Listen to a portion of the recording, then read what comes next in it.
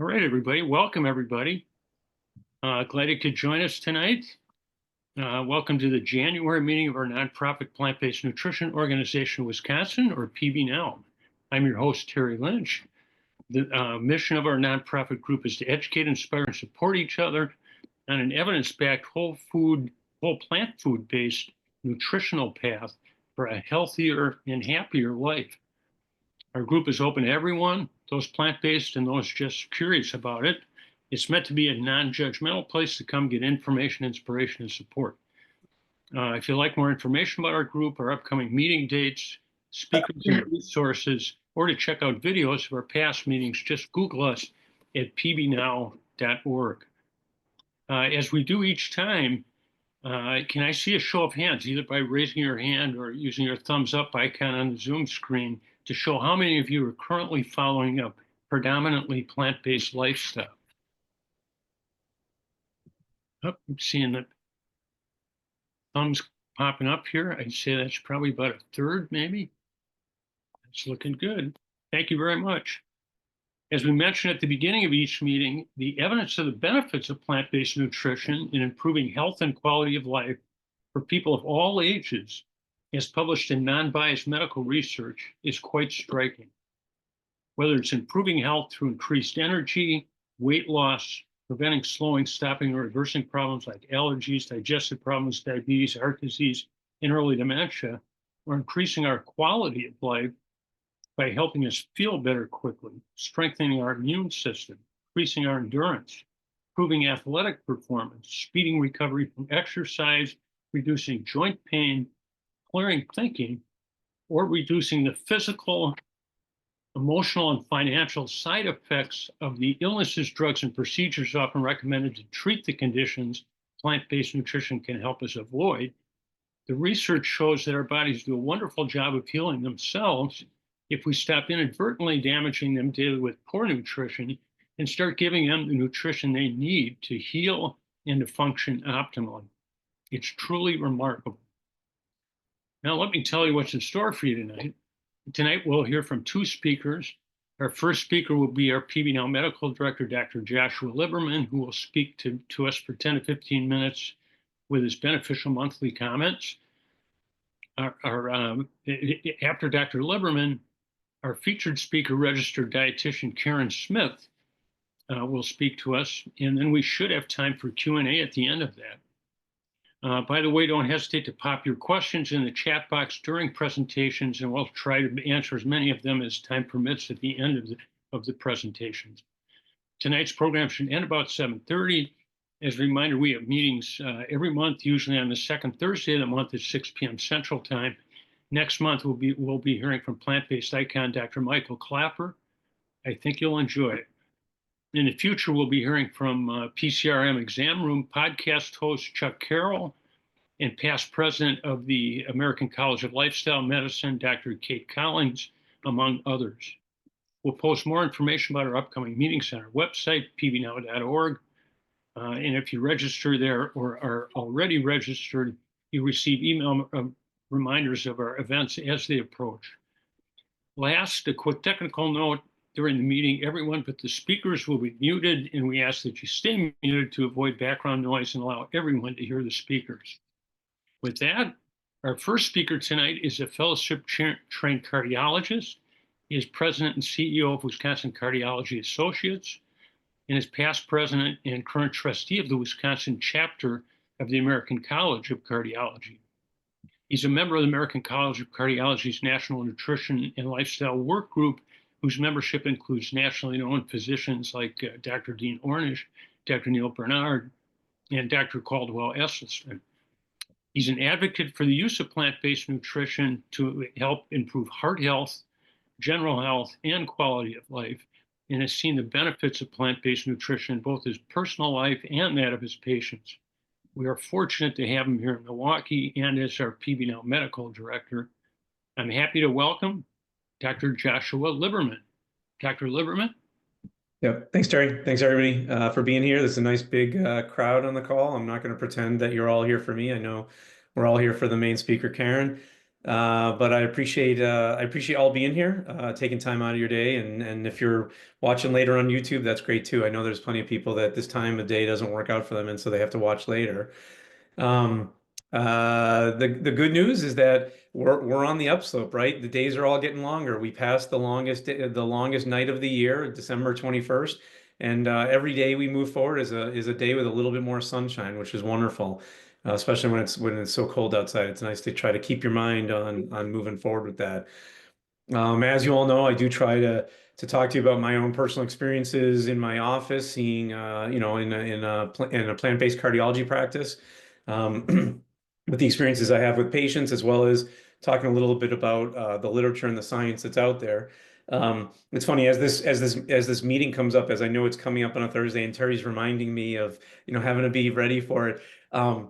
I always start thinking like, okay, well, which patient am I going to talk about this time? Because it's not like I have one patient every 3 months that's like super amazing, and I have to share it. So it's always curious to me kind of what happens. And sure enough, every day we get patients with amazing experiences, which from my standpoint is wonderful to be part of. It's really rejuvenating and amazing to have this in my career. But I saw a patient today, 67 years old, met him for the first time just over a month ago. He had one of these calcium score tests that we talk about from time to time. His primary care doctor had recommended it, and his score was almost 2,000. Of course, this is a guy who, thought himself being fit, thought himself being healthy. He's not, he's only 67, pretty young, pretty active, pretty fit. Never really thought of himself as being at risk for heart disease. And sure enough, his score is through the roof. That score put him in the 96th percentile, meaning that he actually had more hardening the arteries than 96% of his peers of people, of people with similar demographics and whatnot. So he sees me and, the world is falling apart from his standpoint. What's going to happen? Am I going to have a heart attack tomorrow? These are all the normal thoughts that go through someone's head when that happens. But of course, we talk about a plan forward. We talk about, changing diet. We talk about changing lifestyle. We talk about all these things. Some patients are able to accept that right away. Some patients need a little bit of time to let that sink in. But boy, he took it and ran with it. And so he came back to see me. Just here we are 6 weeks later basically, and he didn't go completely plant-based, but he's now 100%. I would, well, 100%. He's pescatarian, right? So he gave up. He was a typical American guy eating meat and ham and cheese sandwiches and eggs and sausage for breakfast and all that stuff, and he's given all that stuff up. He gave up dairy. He gave up eggs too. He's just eating fish and otherwise, beans, lentils, chickpeas. He was telling me today that, yesterday they made a delicious, eggplant lasagna, and he's just completely, immersing himself and really accepting and owning it. And he's doing a lot better. His blood pressure's better. We're already just 6 weeks later, we started talking about the potential for decreasing blood pressure medication. He reported that his sleep was better, his joints feel a little bit better, but also just as importantly, his cholesterol numbers are dramatically better. They've plummeted from his bad cholesterol was 160 before I met him, and it's down to it was 108 most recently.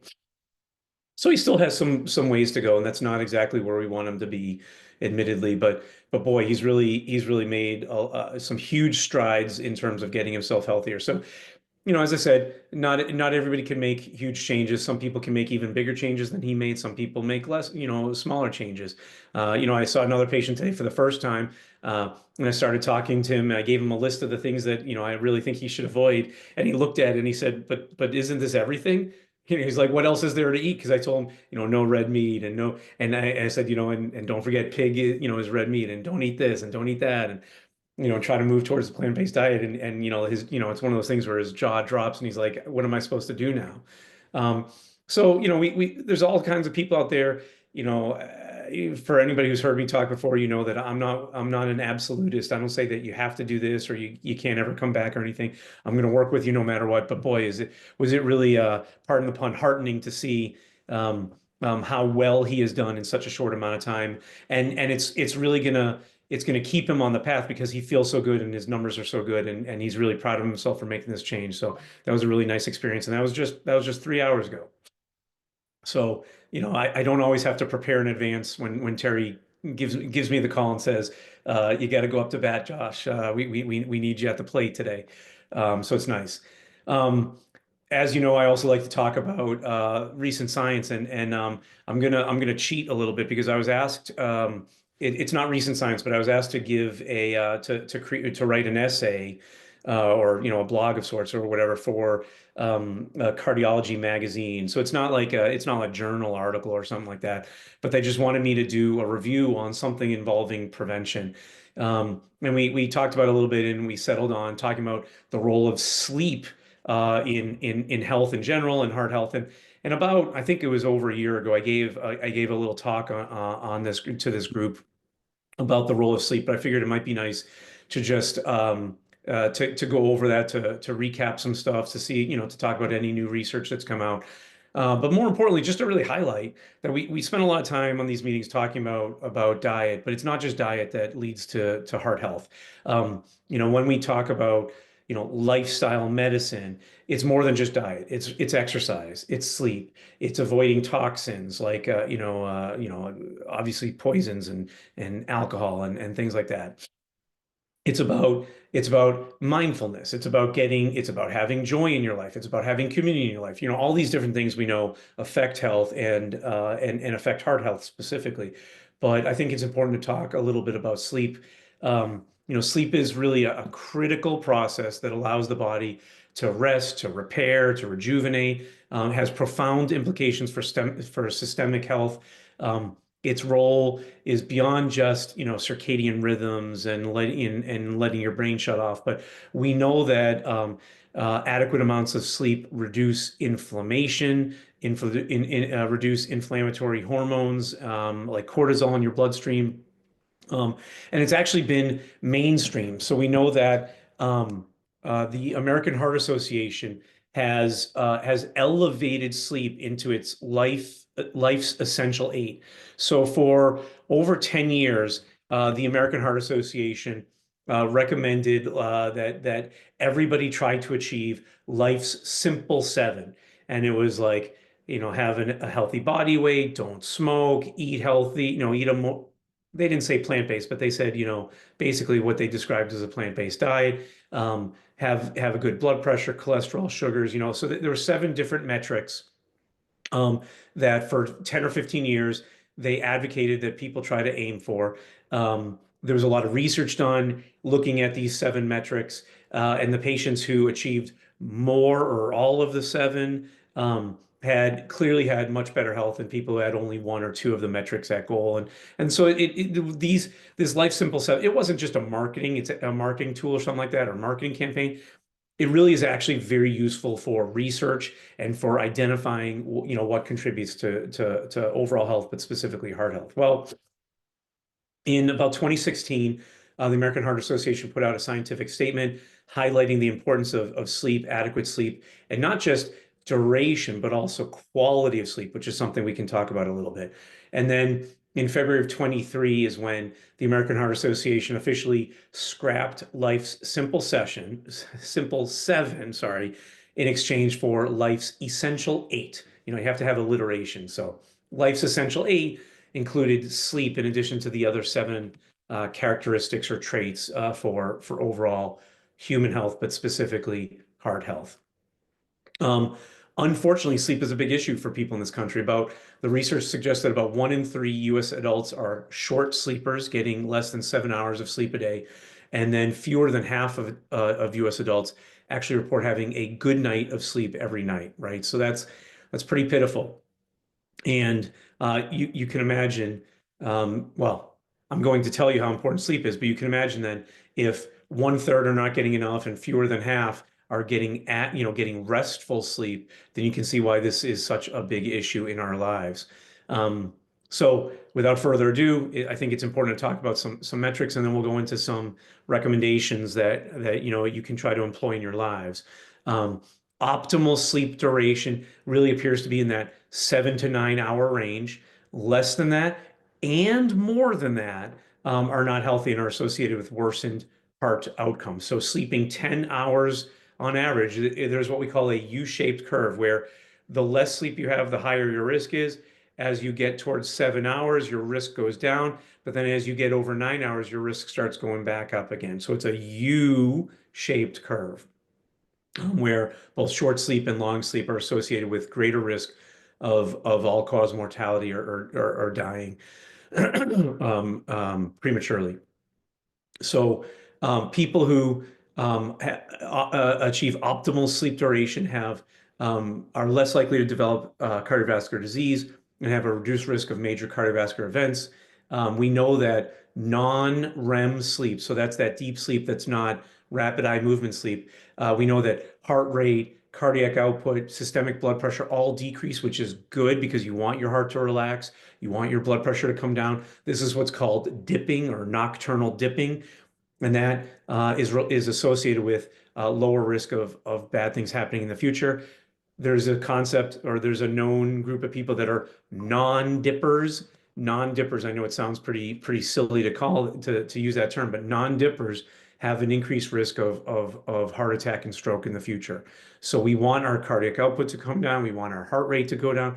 We want our blood pressure to come down. This dipping is crucial for maintaining vascular health and reducing the risk of hypertension.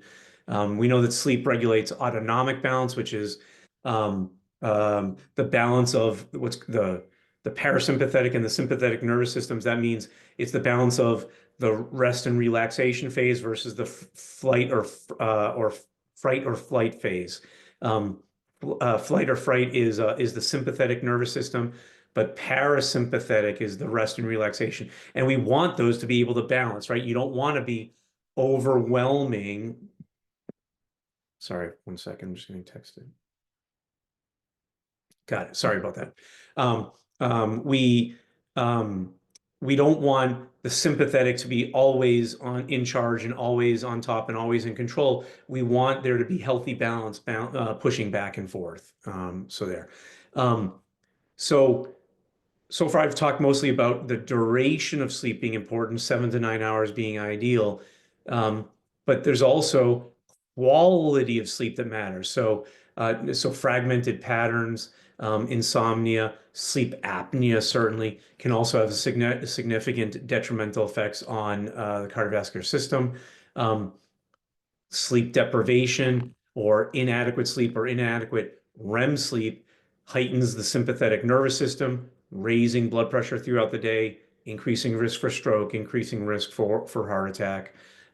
We also know that it can throw off our hormonal axes, the adrenal glands, the pituitary gland in the head, are thrown off, and can be hyperactivated again.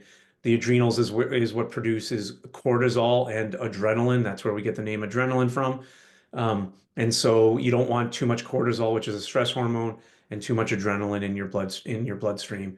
There was a study that came out about a year ago that showed that people with non-restful sleep had a 16% higher risk of stroke.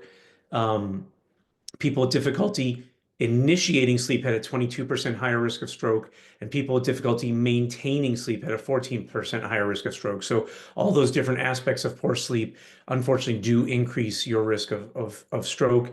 In fact, anybody with any kind of insomnia-related complaint had a 13% higher risk. Another recent study suggests that people who had difficulty falling asleep more than 2 nights a week or trouble staying asleep more than 2 nights a week, unfortunately had worsened cardiovascular outcomes.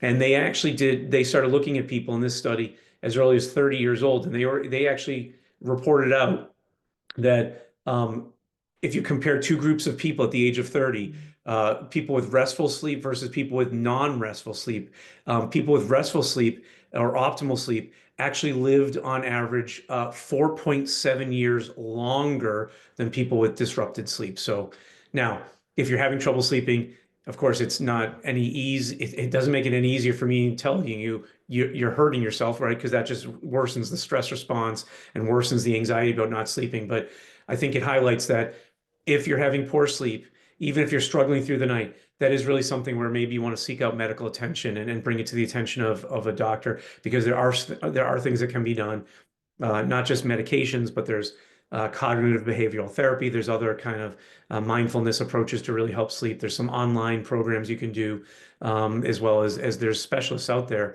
therapists, psychiatric professionals as well that are really trained to help with sleep. So to skip to kind of some tidbits or some points I think that would be really important to highlight.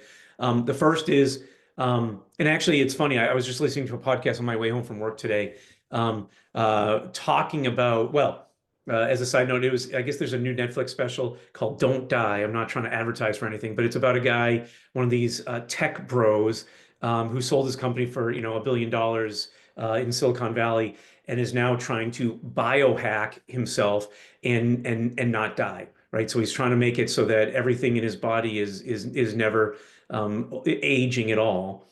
And this podcast I was listening to, actually, a lot of it was spent on sleep. And the podcaster actually asked this guy, this biohacker tech bro, what if there's one take-home point he could give to the audience, because a lot of the stuff he's doing costs millions of dollars that he's trying to do. He's, sleeping in hyperbaric chambers and all this jazz. But he really highlighted sleep, and he talked about the importance of sleep and what his research, and he's actually doing this kind of as an experiment. I'm going to watch the Netflix special just because I'm just curious about what they're finding. But he's trying to do this as an experiment. So he's actually they're compiling a lot of data to see about this stuff. But one of the things he said was really prioritizing sleep. And one of the things he said was, we really, not everybody can do this, but we really need to try to treat sleep as our profession. So we have a job during the day, but our job at night really should be sleep. We should really elevate sleep and not just say, well, it's just something I do when I get tired, but really elevate the importance of sleep, because that is something that is really linked to overall health, which is kind of what I've been trying to say so far tonight.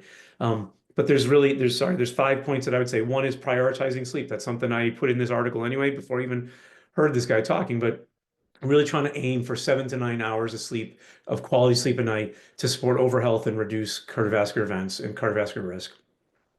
The second point is practicing good sleep hygiene. What is good sleep hygiene? It's creating a routine, trying to go to bed around the same time every night. Your body likes this routine. It will promote sleep if you try to get into bed every night around the same time. Part of good sleep hygiene is a good environment, is a dark environment. Sorry, I should say, is a dark environment. So really try to make things as dark as possible, and no blue light at all. No screens, no tablets, no computers, no TVs. Having a TV in your bedroom is probably the worst thing you could do, but having a smartphone and checking your email or checking the news before you go to bed is terrible. The blue light from the TV and from your smartphone penetrates into your brain. It has a longer wavelength than regular light, and it goes all the way to the back of your brain, to the visual cortex, and it tells your brain that it's daytime. And so you start suppressing the hormones of sleep, and you start raising the hormones of wakefulness. And that's why a lot of people can't fall asleep, is because the blue light that they're exposing themselves to in the night. So you should really turn off all screens at least 30 minutes before you go to bed, if not longer. And instead read a book, and I mean like an old-fashioned analog book, not like an e-reader or something like that, but read a book, magazine, article, newspaper, do a crossword puzzle, search words, Sudoku, something like that, that's paper and pencil, to try to start calming your brain down. So avoid technology, sleep in a very dark room, and try to do it at a routine time. Try to set up a routine bedtime. So that's point number 2, which is practicing good sleep hygiene. The third point is to recognize symptoms. Be aware of signs of sleep disorder. So if you're snoring, if you're taking naps during the day, if you have significant fatigue the next day, if you have some symptoms of some sleep disorders, if you can't fall asleep, discuss with your provider. You got to meet with your provider. You got to say, I'm having difficulty sleeping, and I learned from Dr. Liberman how important it is. You don't have to say that part. The fourth point I would say is limit stimulants. So try to avoid alcohol and try to avoid caffeine. Both of those things are going to disrupt your ability to sleep. Now, there's a lot of people say, oh no, I need to drink before, otherwise I can't sleep. Well, then your quality of sleep is going to be poor, right? You may actually fall asleep, but it disrupts, it fragments sleep. We know that from a lot of research. So do what you can to try to avoid alcohol and avoid caffeine before sleep. And then finally, managing stress. A lot of us find that we can't fall asleep because of stress. Because we're thinking about the day's events, we're thinking about what we have to get done tomorrow. Try to figure out ways to deal with that in a more productive way. So mindfulness, meditation, deep breathing, and actually sometimes even reading. I certainly have found in my practice that one of the things that works is if a patient says, you know, that they wake up in the middle of the night and their mind is racing because they're thinking of all the things they have to do the next day and they can't fall asleep. What I say is get out of bed and spend 15 minutes reading a book, doing a crossword puzzle, doing something, again, paper and pencil, or reading an analog book to get your mind off of it, to distract your mind. And then after 15 or 20 minutes, get back into bed. Now, don't, even if you like the book, don't read for an hour, don't read for 2 hours. You know, read for just 15 or 20 minutes. That's enough to distract your brain, and you get back into bed and you see if you can fall asleep. And if it doesn't work, you just keep doing it all night long if you have to. Get up, you know, lay in bed for 20 minutes. If you still can't fall asleep, you get back out and you read another 15 minutes. And then you keep getting back and forth until you're training your brain that the bed is for sleep. So those would be my tips, highlighting the importance of sleep and the value of paying attention to your sleep and prioritizing sleep. So with all that, thank you very much for your time, and we'll hand it over. Thanks a lot, Dr. Lerun, for that excellent information. And being that you were talking about treating sleep as a profession, are there certain professional clothes you should wear when you're... Just kidding. Our featured speaker tonight is coming to us from, I think, Maryland, if I'm not mistaken. Right, Karen? That's correct. Where she works as a registered dietitian with Pritikin's National Intensive Cardiac Rehabilitation Program. By the way, we were talking earlier to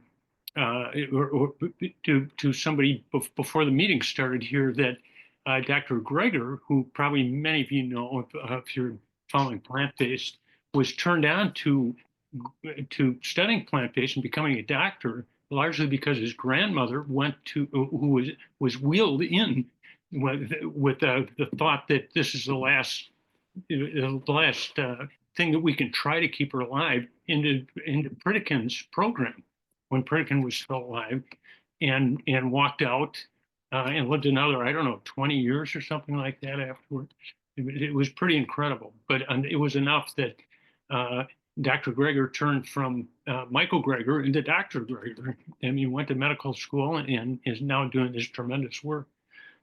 But Karen works for the intensive cardiac rehabilitation program there at Pritikin, and works with patients all over the country. With close to 2 decades of experience as a dietitian, she understands the challenges that individuals face making dietary changes, and she enjoys helping them find strategies to make eating easy, healthy, and delicious. She also loves to run, and placed in the top 1% of women finishers at the 2015 and 16 Boston marathons. And I don't know if she ran this year in the marathon, but I know she did in 2023. She's also a mother of 3 and is proud of the healthy eating habits her children, husband, and other family members have adopted, and the health benefits they've experienced as a result. I'm delighted to welcome our featured speaker tonight, registered dietitian Karen Smith. Karen? Hi, everyone. Thanks so much, Terry. It is great. Let me see. I'm going to remove... Oh, I just took the spotlight off myself, didn't I? You did. Okay, hold on. There we go. It's back there. I just want to see everyone. There we go. I want to be able to see all of you. Hi. All right. Welcome. I hope 2025 is off to a great start for each of you, and that tonight, what I plan on talking about will just continue to fuel some forward momentum for each of you. It might be helpful, Terry, thanks for the intro. Just to give you a little bit more background about myself, I am a registered dietitian, and more recently, I finished a master's degree in lifestyle health sciences, so essentially lifestyle medicine and health coaching, because really what I've become to love is how our human behavior and psychology, and really understanding how to help people change behaviors, right? Because having all the wonderful information about plant-based nutrition, which really I think can be summarized in a few simple sentences, you know, eat whole foods and lots of plants, right? And with all the information that we have and so many fabulous resources, it's not enough for a lot of people to make lasting changes in their lives, right? And I know even for myself, decades ago, I was in a place of, counting calories and exercising to burn the cookies off, or, just crazy dieting techniques that had me constantly, thinking about food and thinking about it. Just took up way too much mental space. And so I love, let me show you this diagram. How many of you are familiar with lifestyle medicine? And I'm probably showing you, hold on. Yeah. Could you see my screen? I did. Yeah. All righty, there we go. You're Okay. all set. So,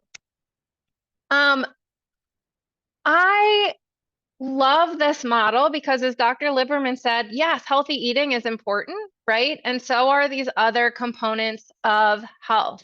Managing stress, moving our bodies, right? Sleep, just as we heard from Dr. Liberman, as my cat was sitting in my lap, I was thinking I could take some lessons from, I have 3 of them. They have no problem sleeping all time of day and night.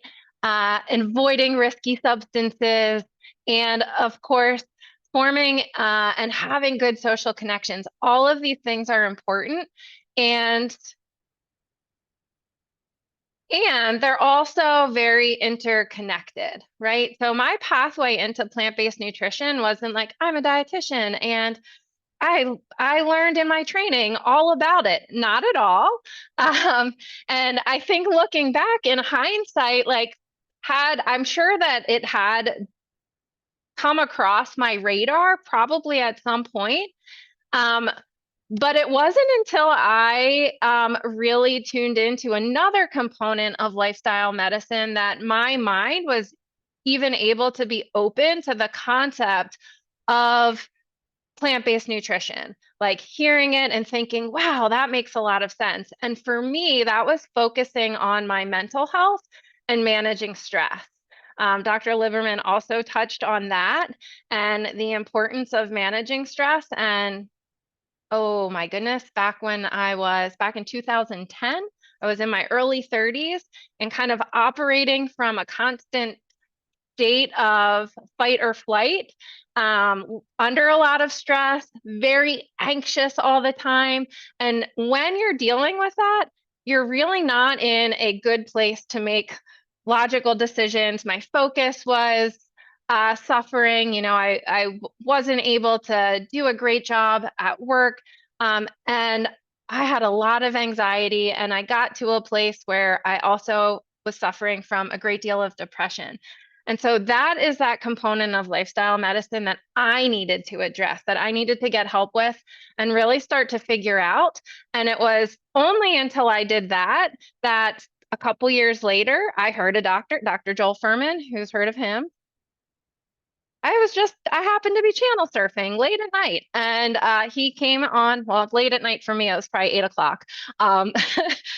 Came on PBS and talking about, plant-based nutrition, reversing disease. And I'm like, wow, amazing, right? But I was at a point in my life where I was able to take in information, and I wasn't in this constant state of fight or flight. So anyway, I love lifestyle medicine because sometimes I'm helping my clients and patients, have that bird's eye, bigger picture view. And it might be working on stress or sleep first before making some changes with nutrition. And please feel free at any time, if you have questions, type them in the chat box. I'm first and foremost an educator. I'm not someone I don't have a lot of fancy slides for you. I'm not going to talk to you about the nitty gritty of vitamins and nutrients tonight. That's honestly not my jam. It kind of goes over my head, if I'm being completely honest with you. I like to simplify nutrition. And tonight we're going to talk more about strategies for changing behaviors. How do we identify habits and, change them, right? If there's a habit that we'd like to change, if there's a habit that we'd like to adopt, how do we do that? However, I'd be remiss if I did not share. So Terry asked me, you know, like we all love success stories, right? Dr. Lieberman shared one. And why is that? Why do we love hearing these success stories? They're motivating, right? They're inspiring. There's usually Sense of connection. Yeah, there's usually like some component of a person's story that resonates with us. Like, yeah, that's me. I can see myself in that person.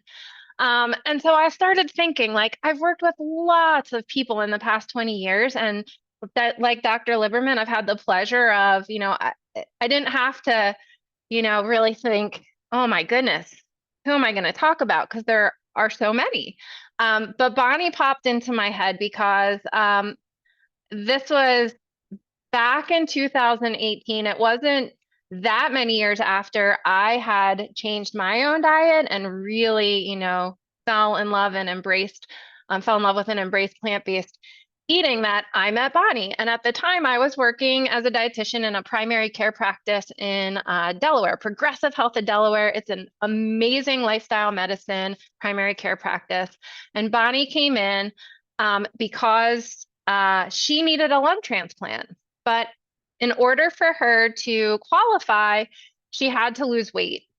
And so she wanted to work with me in order to lose weight for her lung transplant, which was needed due to sarcoidosis, which was affecting her lungs. When we first met, she was on continuous oxygen. She could not breathe on her own.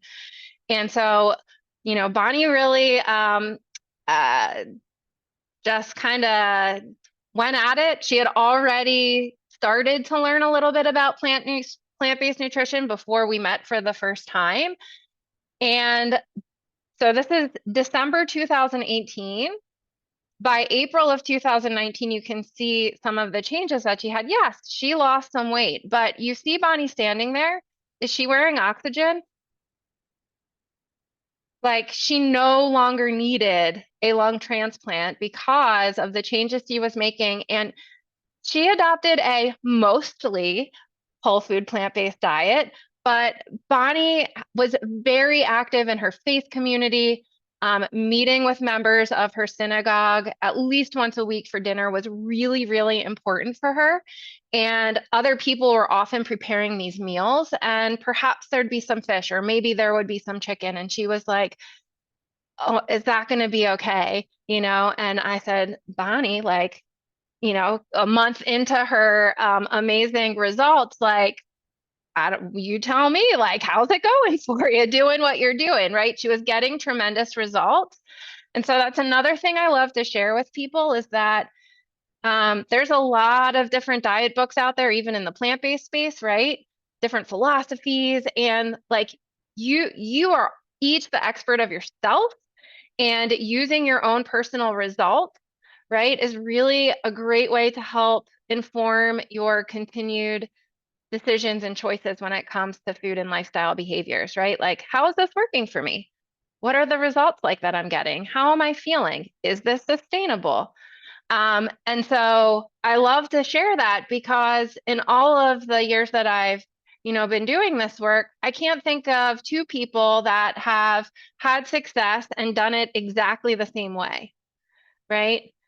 So the other thing in thinking about successes is I also have to share that, like, Bonnie didn't stop there, right? We often hear these success stories and think like, yay, wow, they did it, it's over. Oh no, right? Like, we all continue to struggle, as I'm sure, you know, Bonnie does. To be quite honest, I no longer am with that practice, and I'm going to give her a call tomorrow now, since I was thinking of her, but it's been a little while that I've connected with her. The group that you see now is a group of women. I facilitate a weekly Zoom meeting. Anyone's welcome. It's called Momentum. One of the members in the group calls it like Cheers, because anyone's welcome to come. we talk maybe a little bit about plant-based nutrition, but the title Momentum is really meant to be a place for people to gather without any judgment of, how they're eating. Some people might just be starting out, getting interested. Some people have been doing this for decades, and support one another, and also make some intentions in terms of like, what do I want to work on this week? Right? What's going to give me a little bit of fuel or inspiration or motivation to, do something a little bit better between now and the next Tuesday that we meet. So that's the whole purpose of this group. And these are some of the wonderful women that are or have been, participants in the group. And we met up in person at 5K. And it just made me think, like, these people and all of you, we're all success stories, right? Because progress never stops. Like, even if 2 of the women in this picture have lost over 100 pounds, they're still going. Like, they still struggle, right? Like, that isn't the end. When we hear these success stories, it's like each of us, as long as we're alive, like, there's progress to continue to make. And learning and growth. And that is also something that I love. So let me stop sharing for a moment and tell you a little bit. The focus of, oh, I love this. Andrea, that's amazing. Amazing results. Way to go. I bet you're feeling like on top of the world. So tonight, I want to talk a little bit about mindfulness, which Dr. Liberman mentioned. There's a lot of science supporting it. Sometimes people hear mindfulness and might think that it's woo-woo is the word or the term that has been said to me before. And I'm like, no, like, there's a lot of science behind this. And so I'm going to share some of that with you. But first, I would love to take a moment. How many of you had a busy day? I see some hands. Okay. You can go off camera now. We're going to do just a couple of minutes of mindful breathing. So before we get started, I want you to just tune in to how you're feeling right now. Maybe take a nice deep breath, let it out. Maybe another nice deep breath, but just kind of check in with yourself and your body. And what's going on? I know I'm nervous. No matter how many times I get in front of a Zoom group of people, I feel my heart start to race, and it's always a little bit anxiety provoking for me. And so that's how I'm feeling right now in this moment. I feel a little bit of tension in my chest. And I'm going to share my screen. We're going to do a little bit of a mindful breathing exercise. So feel free to go off camera if you prefer. And let me make sure I've got my sound on for everyone. Just let me know if you're unable to hear this. Please sit upright on your chair and become aware of the present moment. If you'd like to, gently close your eyes and draw attention to your breathing. Become aware of the movement of your breath as it flows into your body and as it leaves your body. Breathe naturally. Do not force yourself into any set pace or rhythm. Whatever the nature of your breath, accept it.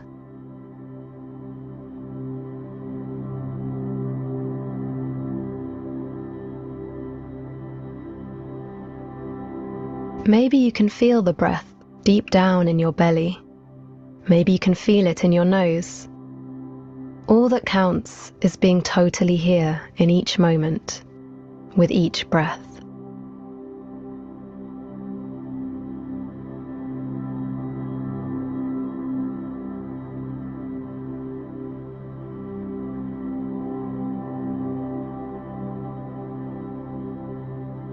One breath in, right here, right now.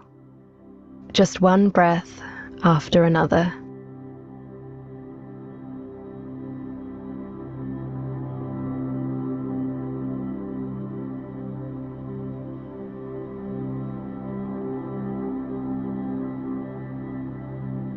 You will find that from time to time, your mind will wander off into sounds, emotions, or thoughts.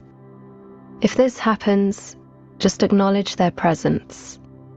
Let them be, let them pass, and gently return to your breath.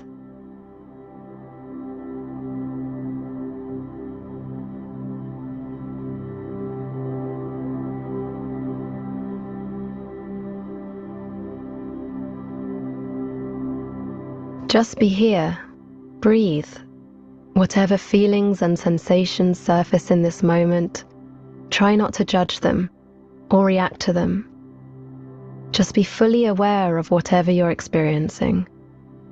Moment to moment, be fully present, being fully with your breath.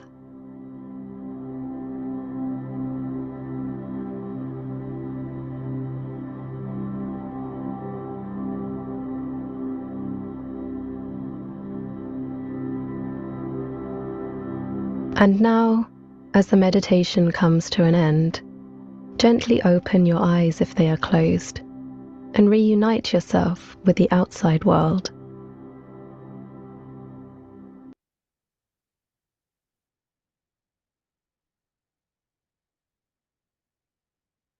All right. How was that? Notice any changes in how you feel now compared to before? Feel free to type them in the chat box. Yeah, great, Robert. I'm glad it was helpful. I'm more rested. I'm feeling a little more calm myself as well. So,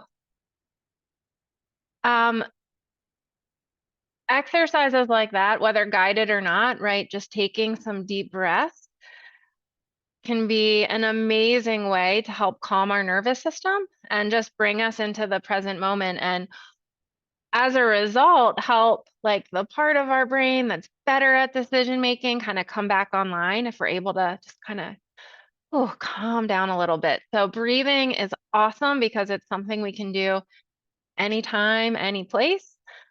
One trick that I have learned, through my own challenges with anxiety is, practicing breathing, just like athletes, right? Just like a basketball player practices taking those free throws, probably thousands, if not more times, right? In like low stake situations, right? They're practicing. So when they get into that game where the stakes are up and, there's 2 seconds left and they might be able to score the winning point or points, they can like go back to that, all right, I've done this before, right? Same is true for this mindful breathing or even just this practice. Like if you're able to do it before you're in that state of heightened anxiety or stress, it starts to become a lot easier to fall into that, or just remember that you have this tool when you start to feel stress rise in your body. And you will feel it in your body. Your body's pretty awesome at letting you know when we pay attention. All right, so what would you say? What is one word, just one word, to best describe how you're feeling right now? Go ahead and type it in the chat box.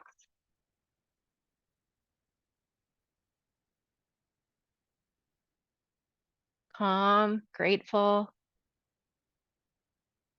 relaxed. Nice. All right. I'm feeling energized. I'm feeling, just some positive energy right now being in this space with all of you. And so that is one easy way to practice mindfulness, by the way, is just tuning in to the present moment. I'm going to give you like a better definition of it in a moment here, but like just noticing what is, right? And even describing like, how is it that I feel right now? And it's interesting, right? When we ask someone, like a friend, or if I came and I was like, how are you? Hi, Kathy, how are you today? Right? Like our usual response is what? Good, fine, maybe bad, not right. Like we have very few words that we use in most situations to describe how we're feeling, yet there are so many different feelings. So I think it's a fun practice just to tune in and really be present with how we're doing in any given moment. All right, so it is 2025. We are coming to the end of the first full week of it. And I'm curious how many of you are hoping to maybe change or improve a habit in this new year? Yeah. All right. Anyone up for sharing? Or you can also just, think about it in your own mind. But what's one habit that you're hoping to change in 2025? Oh, all right. More exercise. Being more grateful. All right. Anything else? So you might think about it. So let's maybe define a habit, right? There's all these wonderful things coming in, things that we'd like to do, change or improve in the new year. But when it comes to habits, there's a clear definition of what they are, right? It is a conditioned, a habit is a conditioned physical reflex triggered unconsciously by cues or previous moments. All right, so this might bring some things to mind, right? As you're going throughout your day, almost 50% of, our daily behaviors are habits, and they serve a really important purpose, right? They help us be efficient. They help us not have to relearn every single thing we do every single day. So habits are pretty awesome. But when you think about this definition of a habit, right, something that's a conditioned physical reflex that's triggered unconsciously, you are on autopilot when it comes to performing a habit. Now what comes to mind for you? And don't necessarily think about anything that you want to change or improve yet, but just, what's a habit that you perform? Like in the picture, she's brushing her teeth, right? Anything else come to mind?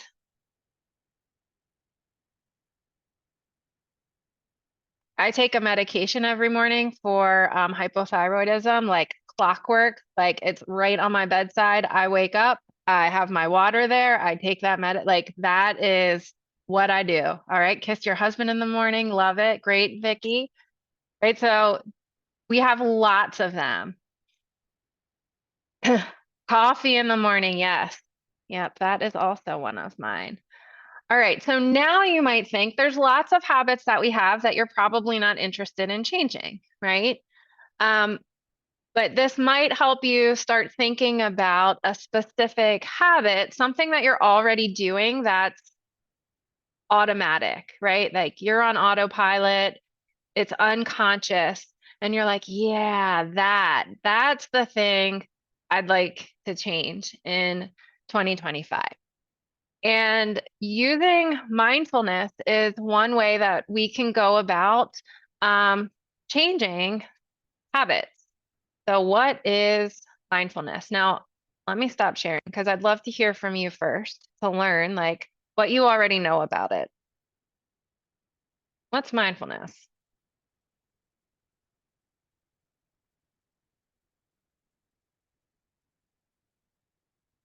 Being present, yep. Great way to describe it.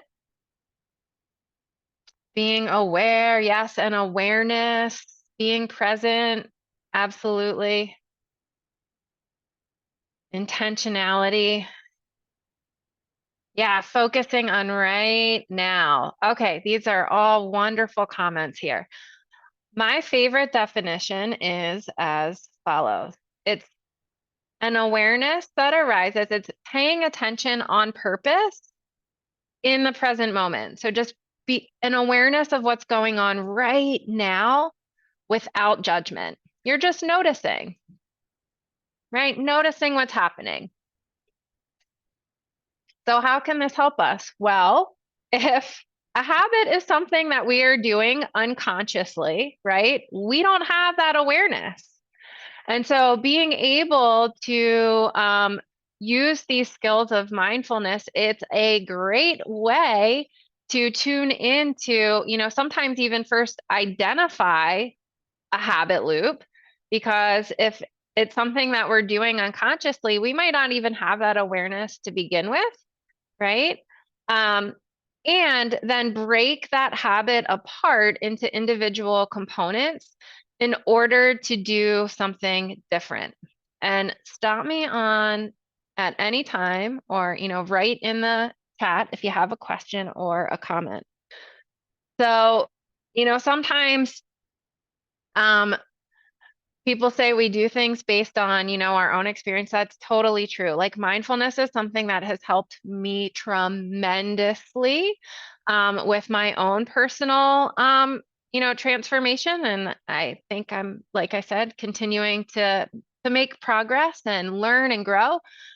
And so I like to share it with other people, because I know from my own experience, it has helped me go from someone who had tremendous anxiety to finally being at a place where, I still certainly, I'm not anxiety free, but boy, oh boy, am I able to get through my day from a place of calm. And when I notice the anxiety starting to build, that I have techniques because of these mindfulness practices that have served me so well. So much of the resources that I like to share come from one particular researcher. Has anyone ever heard of Judson Brewer? He's a psychiatrist. He's got an awesome backstory. He's a mindfulness researcher now. He's at Brown University, and he's written lots of books on the subject matter, and he has several apps. One is called Eat Right Now. That's mindfulness based, that helps people with eating. All right, so a habit loop, and this diagram comes from Judson Brewer's website, consists of 3 components, right? There's a trigger. What does that mean? We're going to talk about each of these components, right? But that trigger is something that's produced by a cue, could be an emotion, something that we're feeling, a time of day, a place. It could be due to some type of sensory experience.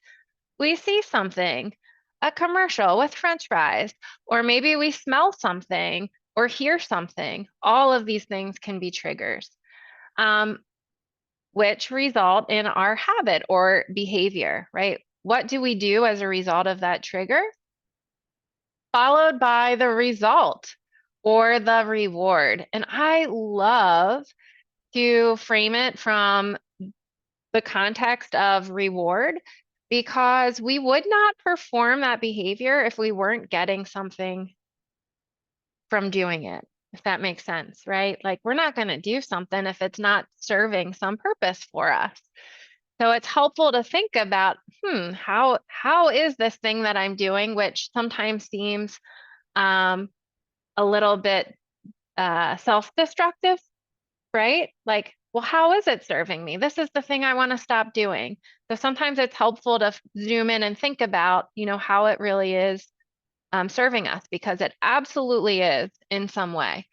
So let's talk first about that first step, like the trigger, right? And you might think specifically about a particular habit that you have, or since we're in a space of plant-based nutrition, maybe there's a particular eating behavior that has a particular trigger, right? And you might just think about it. You don't need to share it in the chat. If you want to, that's fine. But just think, or multiple, there's not just one trigger either. We have multiple triggers, right? So can anyone think of like a visual trigger for an eating behavior, or a time of day? Is it a social gathering? Is it situational? Maybe sitting down on the sofa in the evening, relaxing at the end of a long day, turning on the TV, and all of a sudden we're like, oh, food, right? Yeah, sweets. Okay, great. All right, so lots of things can be triggers for eating, for sure. I'll give you one specific example that comes to mind for me, because in my my own work, I was really not aware of what was happening, right? I didn't have that awareness yet. This was many years ago. I was giving a presentation like this. It was late at night and well, later, right? I'm in bed pretty early. So if I'm done a call, like I'm going to be done tonight at 8:30, that's time for me to wind down. So prior to the presentation, I cooked dinner for my family, and my kids were younger at the time, and, prepared them dinner, left everything out in the kitchen, just said, help yourselves. I have to get on a Zoom call. And I went downstairs. And after the meeting, I come up. Now, my kids were younger, but my youngest is almost 17 now. So they weren't that young. They were totally capable of cleaning up the mess, putting away the dishes, putting things in, containers and in the refrigerator. And I came up and the kitchen was exactly as I had left it, but even messier, right? So what did I do? I saw it and went to my pantry and reached in for a bag of tortilla chips and my favorite salsa, right? I'm like, oh my gosh. That was like my immediate reaction. And so being able to think about that, I could identify that trigger was, I like emotional completely. Like I saw that and I just felt like, I want to say it was anger, maybe a little bit of disappointment. And that was my immediate response to like go to the pantry and grab some food, right? So with some mindfulness practice, I am now able, when those emotions rise and things like anger and disappointment or whatever the emotion is, it's going to show up in your body in some way.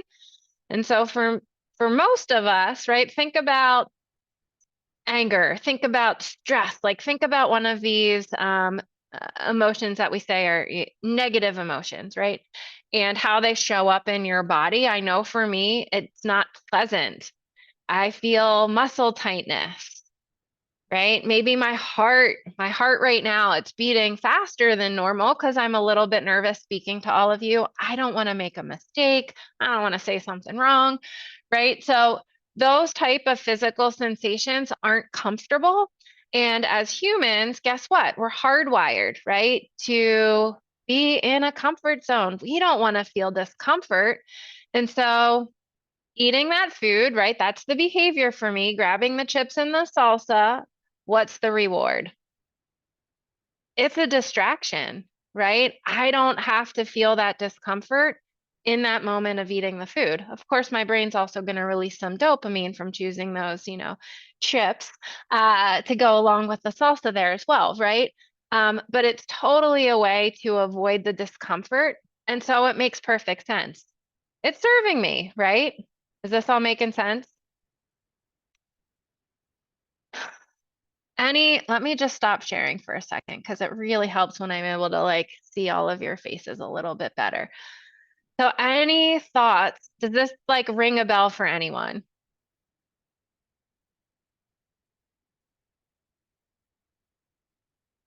Right, so it's helpful to identify that trigger, right? And it could be for any type of habit. But then I think it's also wonderful to think about how is this behavior serving me? All right, so I want to share with you a little clip of Dr. Judd Brewer. This was taken from, he was on the Rich Roll podcast. Anyone listen to that? Haven't in quite some time, but that certainly, it used to be one of my favorites. So this is real quick.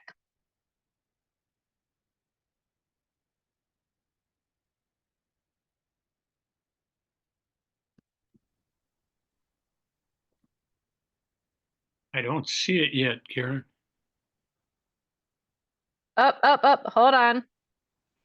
We haven't been willing. There you go. There we go. Let's start this over.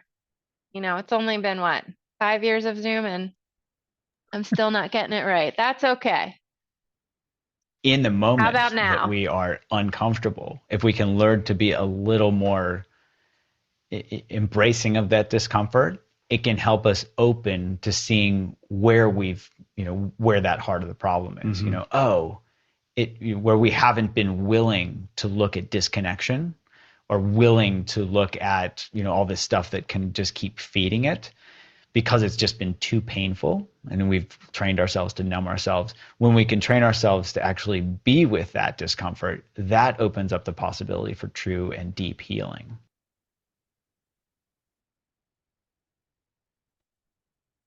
All right. So that sums up my experience really well. Like when I'm able, and triggers aren't necessarily always emotions, right? So we're not necessarily all going to have, when you're thinking about these different triggers for habits, it's not always going to be that we're looking to avoid discomfort, right? As a result of the trigger. But for me, like this has been a huge part of what's helped me. Being able to be present, right? Using that, being present in the moment, maybe taking some deep breaths, right? And feeling whatever it is that's happening in order to make a different decision.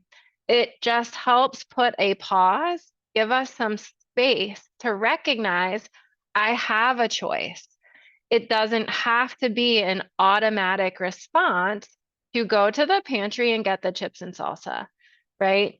So that's what mindfulness has really helped me, and I hope might be able to help all of you recognize that with these habit loops, we have the ability to interrupt them. And by practicing mindfulness, that, drawing attention and having that awareness of what's happening in the moment, it really is a powerful tool to help us choose. We always have a choice. It sometimes feels like we don't, right? Of course, when we're running on autopilot and with all these different crazy distractions in the world, the truth is we do. Like we have a choice. And so that is an empowering thing for sure when it comes to our behaviors. All right, so mindfulness helps us tune in to how our behavior is serving us, right? So that's the other component that I think is really powerful. If we're able to figure out, what is this doing for me? How is this serving me in this moment? Well, then we might be able to figure out what we really need, right? It might not be that chips and salsa. It might not be that constant scrolling on our phones, right? Which also is a great way to avoid discomfort. There's all these things that can distract us, right? But if we keep it specifically with food, and perhaps in the context of eating in response to an emotion, well, then let's think about this, right? If you ask yourself, what do I really need in that moment, right? If you can tune in and first ask, like, how am I feeling right now, right? In this moment, what's going on, right? And how am I feeling? What am I sensing physically in my body? What thoughts are going through my head? What are my surroundings like? Kind of just taking it all in and being present. And if we're able to recognize what it is that's going on, right, and name a particular feeling, we might be able to identify something else to do, right? So for example, when I was feeling that kind of anger, a little bit of disappointment, right? Honestly, in that situation, what I really needed was some help. And so it helped me realize communication with my family is key. I'm not someone who likes conflict. And so all of this work in mindfulness has really helped me be a better communicator, because sometimes I avoid conversations that might be uncomfortable. And the truth is, not having them usually ends up, or making things not so great, right? I'll end up taking on, more than I want to, not sharing responsibility, whatever it is, right? So it's having that conversation, getting comfortable with that discomfort of, I'm going to say this and I don't know what the other person is going to say. So some examples here. Let's say we're feeling a little bit sad, right? And maybe that's a trigger for us to eat. And what we really need is connection. What's something we could do in that moment? Right? Call a friend. I hug my cat, or find my daughter if she's home. Hey, can I have a hug? Can we spend some time together? Some way to connect. What else? Let's say we're feeling bored. That's a really good one. And that might be a trigger for eating. What can you do instead? There's no wrong answers, right? It's like anything you enjoy, a hobby, go outside, take a walk in nature. All of these things can be great ways to, give our bodies some nourishing fuel and actually meet whatever it is that we actually need in that moment, right? Is this helpful? So one of the presentations that I give for my intensive cardiac rehab patients is specifically on mindful eating. And I ask them to make a list, to write down like at least 5 activities, non-eating activities that you want to experiment with, because you might not know what's going to work best for you. And it can also be fun to just run the different experiments and see what works. One thing might work better in one situation than another. For me, just being outside in nature, even if it's just going outside, taking a few quick deep breaths, oh my goodness, that feels amazing for so many different, in so many different instances. All right, let's see here. And so, as I said, like mindfulness is very much supported by science as something that can help improve our attention, right? Obviously, if we're drawing our attention and our attention is, oh my goodness, in high demand these days, right? There's a lot of things, people, like just so many distractions in our modern world. And so it really is a beautiful practice to help improve our attention and kind of shine a spotlight on what is most important to us too, where we want to focus our attention in our life. It's also helpful for inhibitory control, regulating our emotions. I cannot say enough about how much it has helped me with that. Finding intrinsic motivation. What is intrinsic motivation?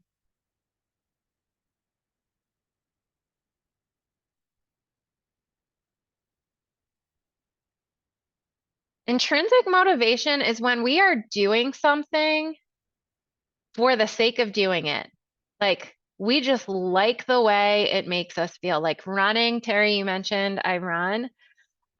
I don't struggle every day. Like I don't struggle in the morning. Oh, I gotta put on my shoes. Oh my goodness, I just need to do it for 30 minutes. I cannot wait to get my sneakers on and hit the road or the trail. Like I look forward to it for the sake of doing it. That's intrinsic motivation, right? I'm not doing it to lose weight or lower my blood pressure. I absolutely love the way it makes me feel.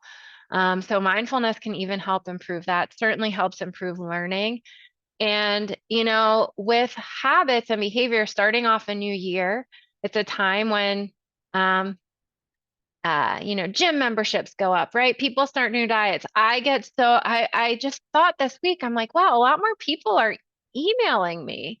I don't have a private practice anymore, but I did for a short time, just tried to see like what that might be like. Could I get one started? And all of a sudden I'm getting all these emails from people to work with me. And I said, oh my gosh, it's January, after it being crickets for like 3 months. So this practice of mindfulness is also something that can help us build resilience because, right, when we're looking to make improvements or when we're looking to change habits, we're also going to make mistakes, by the way. Yeah, we're human. That's something that happens. And it's how we respond to that as well, right? When we make a mistake, are we able to be mindful in that moment?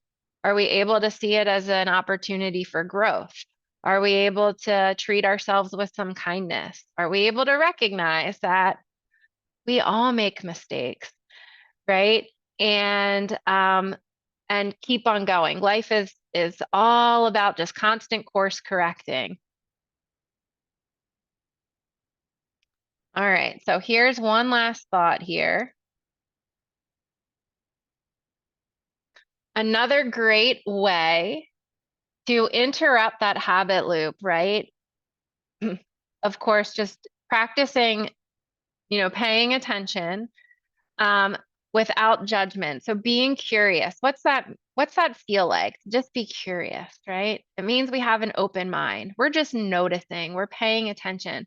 And just that act of being curious, Dr. Brewer talks about this, of, when we experience when we have that trigger, right? And if we're able to take that pause, just make some space, be curious, that alone can be enough to interrupt the habit loop. Like being curious might be our new substitute behavior for the trigger. Does that make sense? So it might not be that we're going to go take a walk or we're going to go call a friend, but just be curious.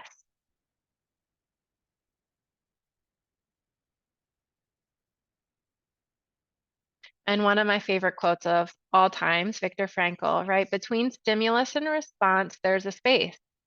And in that space is our power to choose our response. In our response lies our growth and our freedom. So the other key thing about mindfulness, there's lots of, books out there that you can read, but it also helps us in that space decide, right? The choice that we want to make. Is it aligned with our values? So often in the work that I do with clients and with myself, I might pick one top value, what's most important to me right now.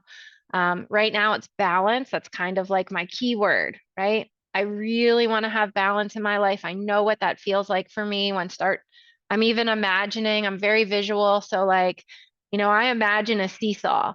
And when one part of that seesaw starts to get weighted down, I'm like, all right, take those deep breaths, Karen, like bring it back into balance, right? But that's when I experience that trigger. Like if I'm paying attention, if I'm being mindful, I can make that pause and say, what choice will help me have that balance in my life, right? So there might be a particular word that you use, and that is also something that helps us tremendously, grow new healthy behaviors and be consistent with them when we align our choices with our values. All right, that's all I got, folks. So I'm happy to take your questions. I had a little bit of we have time, I think, if we're going for another 12 minutes here, to do a mindful eating exercise. I'm curious if anyone's ever done one of these. Who's ever done a mindful eating exercise? Who would like to do one now? Raise your hand. All right, I see a good bit of hands up. All right, so all you need for this, you do need to have something to eat for it to be most effective. Nothing big. If you have a raisin, just one, or you can get two. Like a walnut, a pecan, like just one nut, one raisin, one small bite of food. Yeah, is that a berry, Terry? That raspberry? Yeah, it's a raspberry. Yeah, Right. perfect. All right, so everybody, I'm going to give you a little time here. Go get one little bite of food. I'm going to grab my raisin.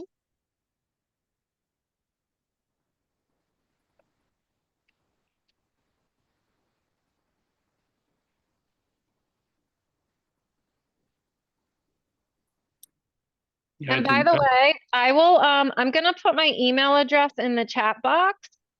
And someone had asked like, oh, how do I attend your Tuesday meeting? It's free. It's for anyone. So Just email me. It's nothing like super formal, but if you email me, I'll send you the weekly email reminder with the Zoom link. All right. Why am I digging in this thing of raisin for one reason? Okay. Everyone have one little piece of food. We'll get started. So first I want you to take the food and hold it between your pointer finger and thumb and bring your attention to it. So if it's a raisin, look at it as if it were a novel item, or if it's a raspberry, a nut, whatever it is that you have. Imagine that you have never seen this food before in your life. Take the time to observe it carefully and really see it. Gaze at it with care and full attention. Let your eyes explore every part of it, noticing its shape, colors, and surfaces. Examine its grooves, where the light shines, and where there are shadows. Now rotate and move whatever food you have between your fingers, continuing to explore its texture. Apply a small bit of pressure to notice whether it is soft or hard. You might close your eyes if that helps you to focus and enhance your sense of touch. Recognizing this is a raisin or a raspberry or whatever it is you have, note any thoughts you might have about that food, any memories about them, or feelings of liking or disliking them. Now hold your little piece of food under your nose and inhale naturally. With each in-breath, notice any aroma or smell that arises. Bring awareness also to any effect in your mouth or stomach. Now bring the food slowly up to your mouth, noticing how your hand and arm know exactly how and where to position it. Being aware if you are salivating as the mind and body anticipate eating. Place the food gently into your mouth without yet chewing and hold it in your mouth for at least 10 seconds, exploring it with your tongue, feeling the sensations of having it there. Notice this pause and how it feels to take some time before eating this food. When you are ready, prepare to chew your food. Take 1 or 2 bites into it and notice what happens, bringing your full attention to its taste and texture as you continue chewing.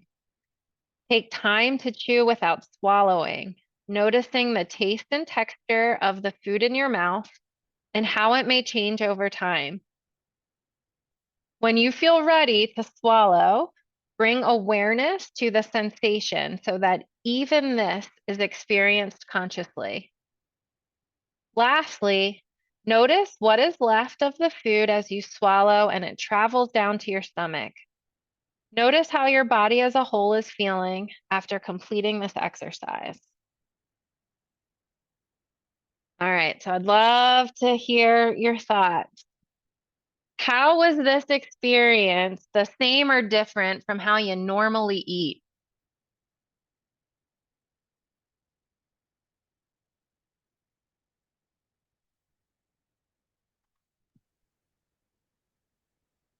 Wow, that was delicious. Oh, yeah.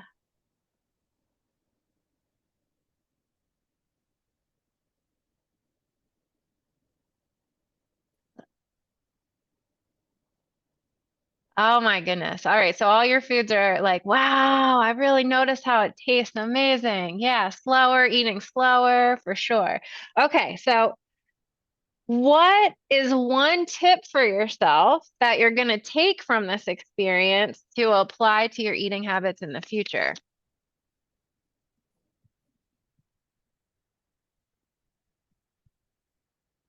Much better than feeding. I love it, Vicky.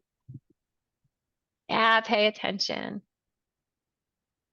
I know for me, it's eating without distraction. Haven't mastered that one yet. That might be my habit for 2025.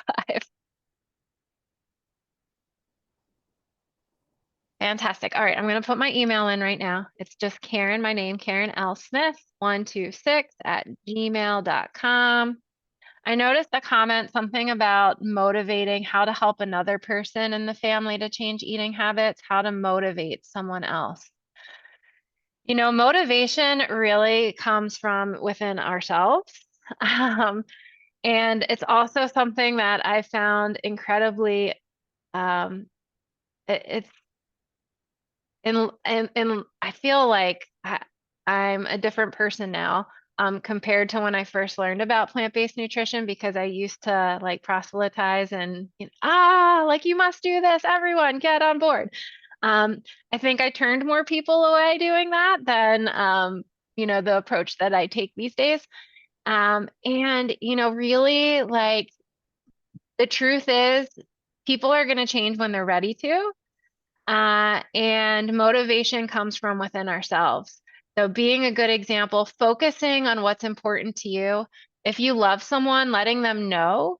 There's great books on communication, and, letting, for example, with my own husband, saying something like, there was tension sometimes with, his eating and how I wanted him to eat, and just saying to him, I'm concerned. Like, not telling him this is what you should do. How do we respond when people are telling us you need to do this, right? Nah, that is totally going to cause resistance. People have to come at making change, on their own. Having autonomy is really, really important when it comes to making changes in our lives. But letting someone know that you care about them, and, letting my own husband know, like, hey, I'm concerned. Your cholesterol's creeping up. It's getting pretty high, and I love you. Like, I want you to be here for a long time. And, I'm happy to share some information with you. How do you feel about that? Putting the ball in their court to say, yes, I would like your help, opens the door to having a conversation instead of just forcing it on them, because he also could look at me and say, nope, I'm happy eating the way I eat, right? And then I would have left it there, right? But just letting them know how you feel, that you're concerned, and then asking the question, hey, can I share some information with you? That's one approach that I think, puts the ball in their court, and doesn't automatically put up their defenses, like, stop telling me what to do.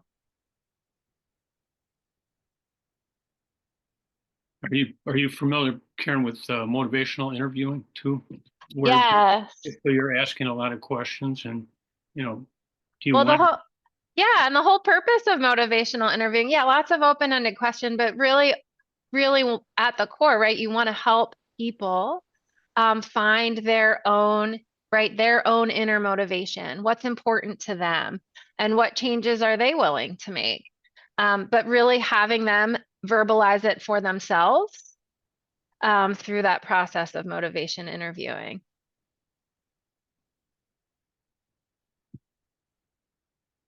Yeah, any questions? I think we've got like 2 minutes left. What's your PB for the marathon? Oh, Charles, 2:58. That's a long time ago.